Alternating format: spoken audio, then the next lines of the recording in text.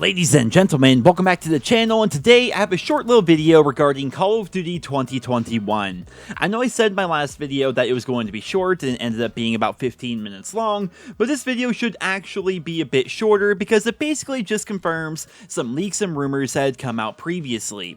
So yesterday, Activision held their Q4 investors call, where basically they discuss how much money they're making and give a brief glimpse of what's to come in the future so that their investors can feel good about the money that they're putting into the company and keep on investing.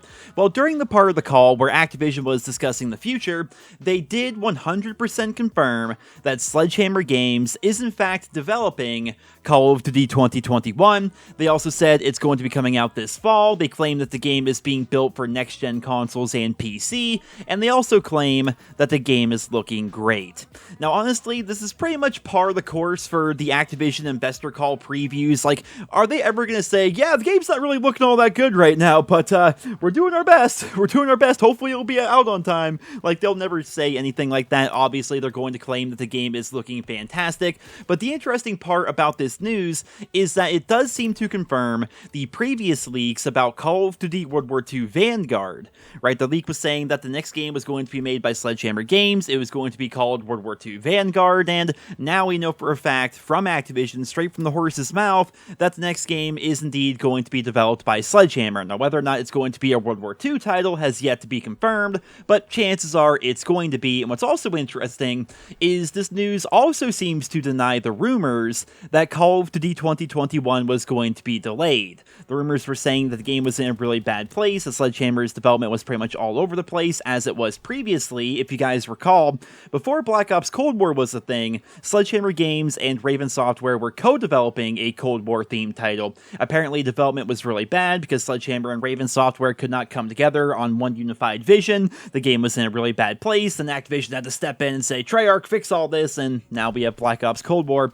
Well, the leaks and rumors were saying that this current Call of Duty game, the one for 2021, was having the same development issues, but apparently maybe not as much. We really have no idea. I mean, of course, we never truly know what is happening behind the scenes when it comes to Call of Duty, but despite those leaks and rumors, Activision is saying that the game is on pace to release this fall, which I suppose is both good news as well as bad news. Once again, when it comes to leaks and rumors, they're basically all meant to be taken with a grain of salt. Remember that previously leaks were suggesting that this year's game for 2021 was actually going to be a sequel to Modern Warfare 2019. It was said to be developed by Infinity Ward, and at the same time, other leaks and rumors were saying that Sledgehammer Games was working on an open-world, free-to-play Call of Duty title that was also going to be releasing alongside the sequel to Modern Warfare 2019. That definitely seemed like a stretch, but that was a bunch of news that was going around last year. Well, now, none of that really seems to be true. It looks like we're going to be getting a normal Call of Duty game this year from Sledgehammer Games. It looks like it's either going to be a sequel to Call of Duty World War II, or at the very least, it's going to be a spiritual successor to Call of Duty World War II.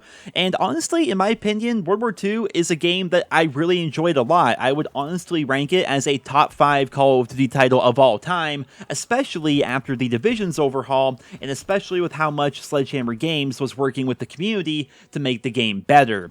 Right, honestly, can you guys think of a time in recent memory where Call of Duty developers worked with the community to make changes to the game based on community feedback as much as Sledgehammer did during Call of Duty World War II?